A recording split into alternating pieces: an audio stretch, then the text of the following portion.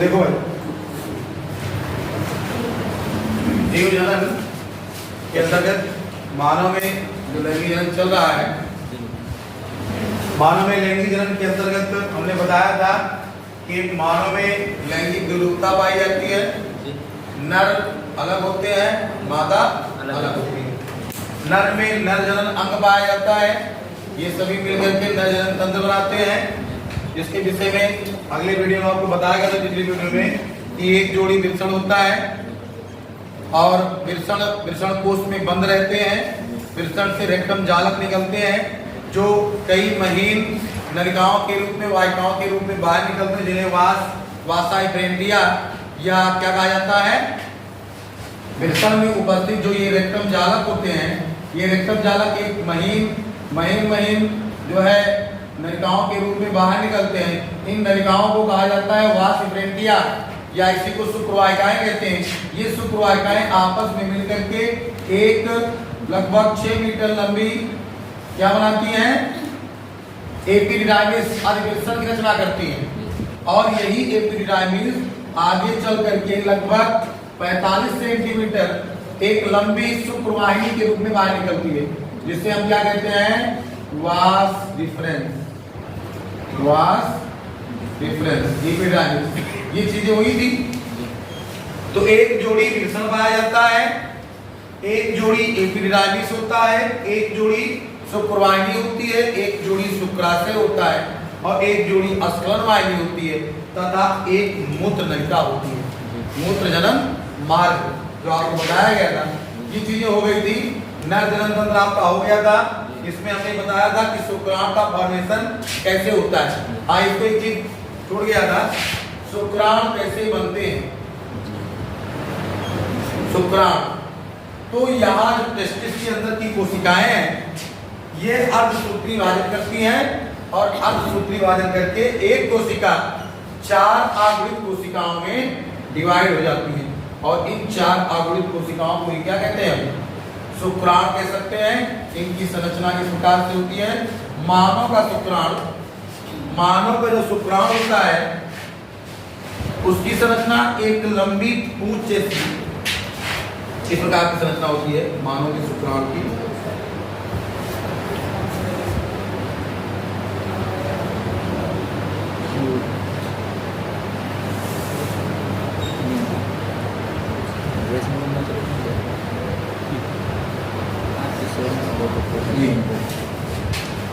ये मानव का शुक्राणु है, जिसमें हम शीर्ष कह सकते हैं, ग्रीवा कह सकते हैं और टेल।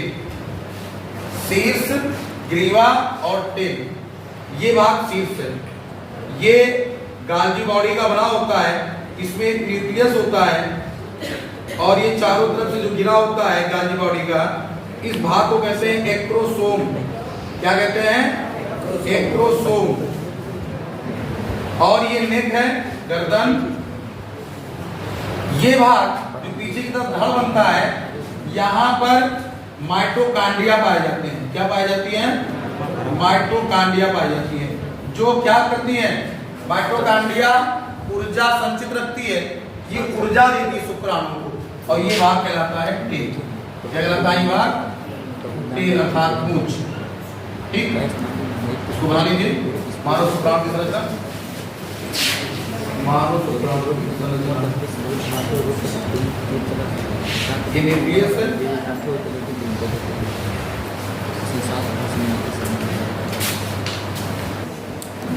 हाँ, अब मानव जनन तंत्र में जो है नर जनन तंत्र हो गया। नर जनन तंत्र के बाद आप आइए मादा जनन अंग, जिसके विषय में आपको पिछले वीडियो में बताया गया था कि मादा जनन तंत्र का निर्माण करने के लिए एक जोड़ी अंडाशय, एक जोड़ी अंडाशय, एक जोड़ी अंडाशय, एक जोड़ी, हाँ एक जोड़ी अंडवाहिनी, एक गर्भाशय, एक योनि और कुछ सहायक ग्रंथियां, गर्भाशय ग्रीवा हो सकती है विदाई बात, ठीक। एक जोड़ी कुछ सहायक ग्रंथियां, तो ध्यान दीजिए मादा जनक तंत्र का फिगर देखिए आप लोग ध्यान से।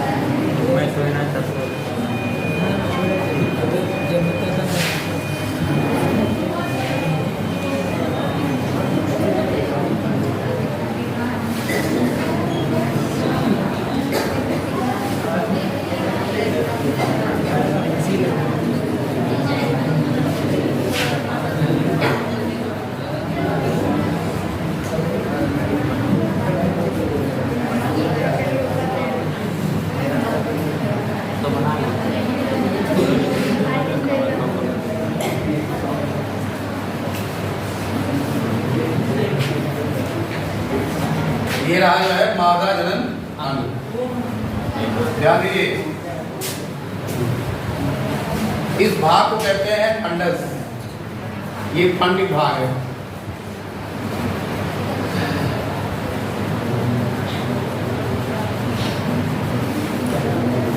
ये है अन्नवाहिनी, हिंदी लिख रहे हैं, ये है अन्नवाहिनी। ठीक, ये है अंडाशय, एक जोड़ी अंडाशय। ठीक, और ये भाग, बीच वाला भाग जो है, ये गर्भाशय गुहा है। गर्भाशय गुहा, यूट्रस कैविटी, और ये यहां से इसको गर्भाशय कह सकते हैं। गर्भाशय के अंदर ये भाग, इसको कहते हैं एंड्रोमेट्रियम, अंतःपरत। Endometrium, endometrium, endometrium, endometrium. ठीक, ये है सर्विक्स, ग्रीवा, गर्भाशय ग्रीवा, और ये है योनि। ठीक,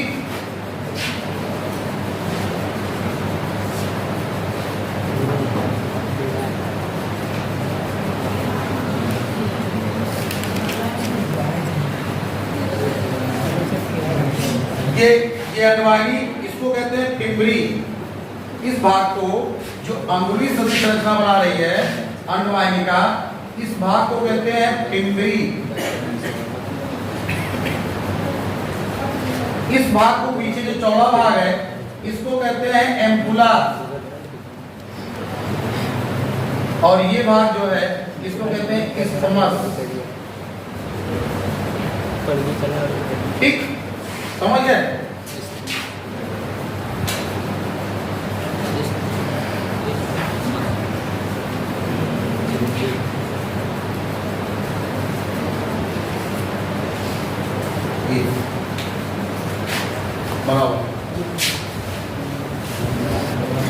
देखिए, ये एक जोड़ी अंडाशय हो गए। उधर गुहा में रीढ़ की हड्डी की दोनों तरफ ये अंडाशय होते हैं। ये संयोजी ऊतक द्वारा जुड़े होते हैं उधर में। और रीढ़ की हड्डी के सेंटर पर ये गर्भाशय उपस्थित होता है, जिसमें बच्चे का निर्माण होता है। गर्भाशय की ये अंदर की परत एंड्रोमेट्रियम कहलाती है। इसी एंड्रोमेट्रियम में ही भ्रूण आकर के और इसी परत में धंस जाता है। इसे कहते हैं प्रत्यारोपण। क्या कहते हैं? प्रत्यारोपण, भ्रूण का प्रत्यारोपण। अब भ्रूण इसी में क्या करता है? कोशिका विभाजन करता है और धीरे धीरे एक कोशिकीय भ्रूण एक बच्चे का रूप ले लेता है। और इसी के अंदर, इसी गर्भाशय के अंदर बच्चा जो है 9 महीने रहता है। और इसी में चारों तरफ से इसकी झिल्ली बन जाती है। कौन सी झिल्ली? अपरा झिल्ली बन जाती है, कैरियन, यॉर्क सैक है, एलेंट्राइस, कई सारी झिल्लियां बन जाती हैं। उसी झिल्ली के अंदर बच्चा बंद रहता है। आगे देखिए, निषेचन कैसे होता है? निषेचन, अंडाशय में एक अंडा बना, यह अंडा एम्पुला से होते हुए कहां पहुंच जाता है? जहां पर एम्पुला और इस्थमस दोनों संधि करते हैं, उसी जगह पर ये अंडाशय पहुंचता है। और इधर योनि मार्ग से जो है पुरुष के सीमेन में छोड़ा गया स्पर्म इसी यौन मार्ग से तैरता हुआ दोनों तरफ जाता है। इधर भी जाता है और इधर भी जाता है। शुक्राणु, अब ये शुक्राणु जिधर अंडाणु है उधर तो शुक्राणु ज्यादा भागते हैं। अब करोड़ों शुक्राणु एक साथ हैं, लेकिन उसमें से केवल एक ही शुक्राणु इसके साथ क्या करेगा? जुड़ेगा। एक शुक्राणु आकर के जुड़ जाता है और इस क्रिया को कहते हैं निषेचन। क्या कहते हैं? निषेचन। इस क्रिया को कहते हैं निषेचन। निषेचन क्रिया के दौरान ये पहले जायगोट बनता है। अब ये जायगोट लगभग 3-4 दिन में अंडवाहिनी नलिका से खिसकता है। और खिसकते खिसकते कहां पहुंचता है? 7 दिन में पहुंचता है। गर्भाशय की एंडोमेट्रियम में 7वें दिन पहुंचता है और यहाँ पर इसका प्रत्यारोपण हो जाता है। फिर धीरे धीरे इसी में आगे विकास होता है, भ्रूणीय परिवर्तन होता है, बच्चे का फॉर्मेशन हो जाता है। तो ये नर जनन तंत्र हो गया, ठीक। ये गर्भाशय हो गया, एक योनि हो गई, ठीक। और ये अंडवाहिनी नलिका हो गई। ये एक इधर और एक इधर, क्या है ये? अंडवाहिनी नलिका है, जिसे फाइलोपियन ट्यूब कहते हैं। कौन सी ट्यूब? क्वेश्चन आता है कि मादा में निषेचन कहाँ होता है? फाइलोपियन नलिका में। किस जगह पर? इस्थमस और एम्पुला के संधि स्थल पर, ठीक। अंडाशय से अंडे का फाइलोपियन नलिका में जाना क्या कहलाता है? अंडोत्सर्ग। अंडाशय से अंडे का फाइलोपियन नलिका में जाना क्या कहलाता है? अंडोत्सर्ग, ठीक। तो ये तो हो गया क्या? ये हो गई आपकी जो है, इसमें गर्भाशय आपका प्राथमिक, अंडाशय प्राथमिक मादा जनन अंग है और ये सब सहायक अंग है। इसके अलावा कुछ सहायक ग्रंथियां और भी पाई जाती हैं। सहायक ग्रंथियों की बात करें तो पहली ग्रंथि है सहायक ग्रंथि में बर्थोलिन। कौन सी ग्रंथि? बर्थोलिन ग्लैंड, जो कि योनि मार्ग पर पाई जाती है, ठीक। दूसरी ग्रंथि है अस्तन ग्रंथि। अस्तन ग्रंथियां, तो अस्तन ग्रंथियां तो पुरुष और स्त्री दोनों में पाई जाती है, ठीक। अस्तन ग्रंथियां पुरुष और स्त्री दोनों में पाई जाती है, बट इनमें प्रोजेस्टेरॉन, ऑक्सीटोसिन और एस्ट्रोजन के स्रावन के कारण एडिपोस ऊतक की मात्रा बढ़ जाती है, वसा ऊतकों की मात्रा बढ़ जाती है, जिससे इनमें दुग्ध ग्रंथियां भी उत्पन्न होती हैं और इनके स्तन में दुग्ध का स्रावन होता है, जबकि पुरुष में दुग्ध का स्रावन नहीं होता, ठीक। तो स्तन ग्रंथियां भी क्या है? जनन में सहायक ग्रंथियां हैं, ठीक। ये हो गया। हाँ, एक चीज और देखिए, यहां पर देखिए हार्मोन्स, मादा हार्मोन्स, मादा हार्मोन्स, जैसे वहां नर हार्मोन्स हमने क्या बताया था? टेस्टोस्टेरोन नरलिंग हार्मोन से, वैसे अंडाशय से निकलने वाला हार्मोन एस्ट्रोजन, क्या है? एस्ट्रोजन है, ये मादा हार्मोन है। और इसी अंडाशय में जब कार्पस लुटियम बनता है, कार्पस लुटियम, पहले ग्राफेन फॉलिकल बनेगा, ग्राफेन फॉलिकल से कार्पस लुटियम बनेगा, कार्पस लुटियम से स्रावित होता है प्रोजेस्टेरॉन। क्या स्रावित होता है? प्रोजेस्टेरॉन हार्मोन, ठीक। प्रोजेस्टेरॉन हार्मोन क्या करता है? प्रोजेस्टेरॉन, ये एस्ट्रोजन तो अंडे के निर्माण के लिए सक्रिय करता है और प्रोजेस्टेरॉन कार्पस लुटियम में बनता है। जब तक कार्पस लुटियम बना रहता है, प्रोजेस्टेरॉन बनता रहता है और यही प्रोजेस्टेरॉन मूत्र में जाता रहता है, जिससे प्रेगनेंसी की जांच की जाती है। जब प्रोजेस्टेरॉन की मात्रा अधिक होती है तो प्रेगनेंसी क्या होती है? पॉजिटिव होती है, और जब प्रोजेस्टेरॉन की मात्रा खत्म हो जाती है तो प्रेगनेंसी क्या होती है? नेगेटिव होती है, ठीक। तो ये प्रोजेस्टेरॉन है। दो हार्मोन स्रावित होते हैं, एस्ट्रोजन और प्रोजेस्टेरॉन, ठीक। कहां से? अंडाशय से। ये क्या है? मादा हार्मोन है, ठीक। मादा लिंग हार्मोन है, ठीक। एस्ट्रोजन और प्रोजेस्टेरॉन को हमने बताया कि ये प्रेगनेंसी को धारण करने के लिए होता है और एस्ट्रोजन जनन के लिए प्रेरित करता है, जनन के लिए प्रेरित करता है, ठीक। ये सारी बातें हो गई। अब आपका ये मान के चलिए क्या था? ये मादा जनन तंत्र। तो मादा जनन तंत्र आपका ये समाप्त हुआ। अब इसमें हम आपको आगे बताएंगे निषेचन। तो बता ही दिया हमने क्या होता है, ठीक। निषेचन क्या होता है? जब पुरुष के माध्यम से छोड़ा गया सीमेन यौन से होते हुए कहां पहुंचता है? गर्भाशय ग्रीवा में, गर्भाशय ग्रीवा से होते हुए ये अंडवाहिनी नलिका में आता है। कहाँ आता है?